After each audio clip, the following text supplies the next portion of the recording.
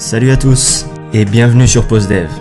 Dans cette vidéo, vous allez découvrir pourquoi certaines personnes restent pauvres toute leur vie alors que d'autres semblent avoir trouvé la formule pour accumuler des fortunes. Père riche, Père pauvre s'est vendu à plus de 26 millions de copies à travers le monde. On va voir notamment que le réel pouvoir ne vient pas du fait de gagner beaucoup d'argent, mais d'utiliser cet argent intelligemment. La principale raison pour laquelle les riches s'enrichissent et que les pauvres deviennent de plus en plus pauvres, c'est que le sujet de l'argent n'est pas enseigné à l'école. Et il est difficile pour des parents pauvres d'expliquer à leurs enfants comment gagner de l'argent, car ils n'ont eux-mêmes pas pu sortir de cette situation. Ils doivent donc se rabattre sur ce qu'ils considèrent être le meilleur conseil possible pour leurs enfants: va à l'école et travaille dur pour obtenir des bonnes notes. Robert Kiyosaki avait lui aussi un père très éduqué, mais qui n'avait aucune idée comment gérer ses finances. Il lui disait sans cesse que c'était mal de vouloir de l'argent, qu'il ne pouvait pas lui offrir quelque chose parce qu'il n'en avait pas les moyens, et que la meilleure solution pour ne pas avoir de problèmes financiers c'était de travailler dur à l'école. En parallèle, Kiyosaki raconte qu'il a eu la chance de connaître une vision opposée grâce au père de son meilleur ami Mike, qu'il a rencontré quand il avait 9 ans et qui lui a permis de confronter ces deux visions dès le plus jeune âge. Celle de son père riche, le père de Mike, et son propre père, son père pauvre. La première leçon qu'il a apprise de son père riche, c'est que les riches ne travaillent pas pour l'argent. La principale émotion qui dirige les gens, c'est la peur. La peur de ne pas pouvoir payer ses factures, la peur de se faire virer, la peur de ne pas avoir assez d'argent, la peur de repartir à zéro. La plupart des gens n'étudient pas le sujet de l'argent. Ils se contentent de trouver un job, gagner un salaire et payer leurs dépenses, et ils pensent que c'est plus d'argent qui va régler leurs problèmes. Mais ils ne réalisent pas que le problème ce n'est pas leur manque d'argent, mais leur manque d'éducation financière. Cette peur de ne pas avoir assez d'argent est couplée d'une autre émotion puissante, le désir. Le jour où on reçoit une augmentation, on commence à réaliser toutes les choses que cet argent peut nous acheter. On se dit pourquoi pas acheter une plus grosse voiture, un appartement plus grand et mieux placé, et des expériences plus stimulantes et plus coûteuses, jusqu'à ce qu'on réalise qu'il nous faut plus d'argent. Et c'est comme ça que l'argent finit par prendre le contrôle de nos vies et qu'on se retrouve coincé à travailler dans un job qui nous plaît pas, simplement parce qu'on n'a pas pris le temps de s'éduquer sur le sujet de l'argent. Robert Kiyosaki appelle ça la rat race, ou la course de rats. On s'imagine un rat de laboratoire courir dans sa cage pour trouver une sortie, alors que son sort est déjà scellé. La première clé consiste à réaliser qu'on ne peut pas se contenter de tirer 100% de nos revenus de notre travail salarié, pour ne pas se retrouver coincé dans la course de rats. Ce qui importe, c'est pas combien d'argent vous gagnez, c'est combien d'argent vous gardez. On a tous entendu parler de ces gagnants du loto qui passent d'un seul coup de 0 à 10 millions sur leur compte en banque pour finir fauchés dans l'année. Ou des anciens joueurs de foot qui gagnent des millions à 20 ans, mais qui font la queue chez Pôle emploi 10 ans plus tard. La solution, c'est de développer son éducation financière. Si vous voulez devenir riche, la plus importante leçon à retenir, c'est de connaître la différence entre un actif et un passif, et d'acheter des actifs. Les riches achètent des actifs, alors que les pauvres achètent des passifs qu'ils pensent être des actifs. Un actif va mettre de l'argent dans votre poche, alors qu'un passif va prendre de l'argent de votre poche. Un actif va créer pour vous un cash flow positif. Si par exemple vous avez publié un livre ou un e-book de qualité pour un prix de 10 €, chaque vente créera pour vous une rentrée d'argent, ce qu'on appelle un cash flow positif de 10 €. Toute chose qui génère un cash flow positif est un actif. Si cet actif ne requiert pas ou très peu de votre temps, on parle d'un revenu passif, contrairement à un revenu actif comme un salaire pour un job qui nécessite votre présence. Si au contraire vous avez un abonnement de cinéma qui vous coûte 40 € par mois, cet abonnement génère un cash flow négatif de 40 € tous les mois. C'est un passif. Notez que c'est le caractère répétitif qui nous intéresse ici. Chaque vente de l'e-book va créer une rentrée d'argent et chaque mois d'abonnement va entraîner une sortie d'argent. Si on analyse comment une personne gère son cash flow, on peut rapidement dire si cette personne est éduquée financièrement et prédire son avenir financier.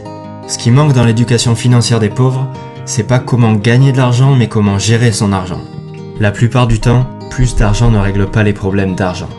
Pour rendre ça un peu plus concret, laissez-moi vous donner un exemple en imaginant le bilan financier de père riche et celui de père pauvre à leur sortie d'école. Père pauvre gagne tous les mois 1500 € grâce à son travail. Ces 1500 € servent à payer sa voiture, son loyer, ses repas et lui laissent un surplus de 200 € pour financer ses sorties du week-end et s'acheter des abonnements de télévision et le dernier iPhone. Son bilan financier ressemble donc à ça. Un revenu 100% généré par son job, qui est égal à ses dépenses. Une quantité de passifs qui s'accumule et des actifs inexistants. Il emboutit sa voiture et doit donc s'endetter pour financer les réparations, car il n'a pas d'argent de côté. La seule solution pour sortir de cette situation est de négocier une augmentation ou commencer un petit boulot à côté pour arrondir ses fins de mois.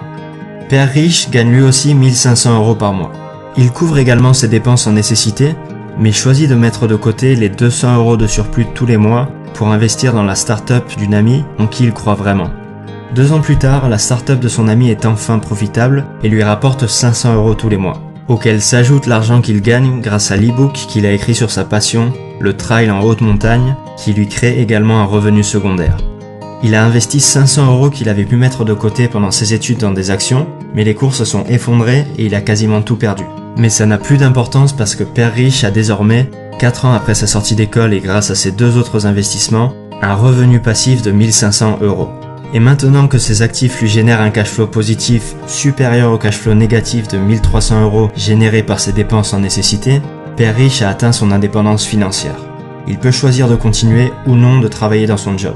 Son bilan financier ressemble donc à ça, un revenu qui provient pour 50% de son job et pour 50% de ses actifs, nettement supérieur à ses dépenses et beaucoup plus d'actifs que de passifs. Vous aurez atteint l'indépendance financière le moment où vos actifs vous généreront un revenu supérieur à vos dépenses. Si ce revenu est en plus passif et ne nécessite pas ou peu votre intervention, comme l'entreprise d'un ami ou l'e-book de l'exemple précédent, vous pouvez tout simplement faire ce que vous voulez de votre vie. Mais gardez quand même en tête qu'un revenu est rarement totalement passif et nécessitera généralement un certain degré d'intervention de votre part. L'exemple que j'ai donné est simplifié. C'est certainement très difficile pour certaines personnes de sacrifier une partie de leur revenu pour acheter des actifs, mais c'est néanmoins la seule solution pour sortir de cette situation. Vous l'avez compris, il faut gérer vos propres affaires, c'est-à-dire focaliser votre attention sur la colonne des actifs plutôt que sur votre feuille de paie. Et encore une fois, il n'y a pas de mal à vous focaliser sur votre feuille de paie seulement si le surplus est réinvesti dans des actifs. Gardez votre job, mais gérez vos propres affaires à côté. Vous avez différents types d'actifs que vous pouvez acheter. Vous pouvez développer un business qui puisse dans l'idéal se passer de votre présence, acheter des titres boursiers, acquérir des droits sur des musiques, des scripts ou toutes sortes de brevets, créer un blog, investir dans des entreprises, dans l'immobilier ou toute chose qui génère un revenu ou dont la valeur s'apprécie dans le temps. Quand vous investissez 1 € dans vos actifs, il ne faut jamais qu'il sorte de ces actifs. Imaginez-vous que chaque euro qui va dans vos actifs devient votre employé. Et ce qui est bien avec l'argent, c'est qu'il travaille jour et nuit et peut travailler pendant des générations à faire marcher l'économie et en créant pour vous un revenu. Pour simplifier, imaginons que vous ayez acheté une place de parking pour 1000 €. Vous pouvez dépenser le revenu que génère cette place de parking, disons 50 € par mois, mais il ne faut pas chercher à récupérer les 1000 € en revendant la place. Imaginez que vous ayez une poule. Vous pouvez soit décider de la garder pour récupérer tous les œufs qu'elle peut produire, soit la revendre pour le prix d'une centaine d'œufs, sachant qu'une poule peut en pondre 600 dans sa vie, qui peuvent eux-mêmes devenir des poules pondeuses. Ce qui peut paraître être une bonne décision à court terme n'en est pas une à long terme. Par contre, une fois que votre cash flow commence à augmenter, vous pouvez dépenser cet argent généré par vos actifs pour acheter ce que vous voulez, étant donné que vous ne perdrez pas votre actif générateur de revenus en faisant ces dépenses. Et donc vous resterez riche. Un produit de luxe doit être la récompense d'avoir investi en développant vos actifs.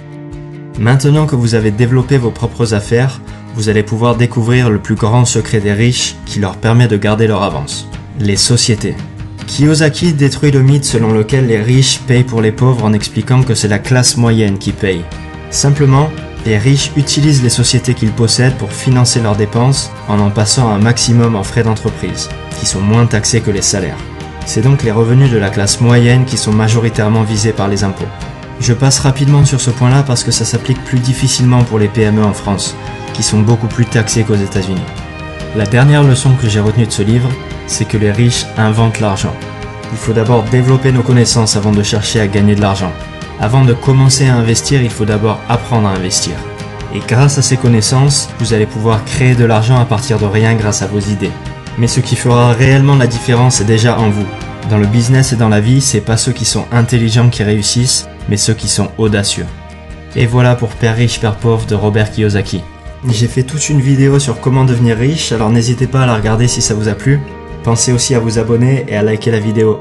Et n'hésitez pas à me dire aussi dans les commentaires ce qui vous a le plus marqué dans cette vidéo. À très bientôt.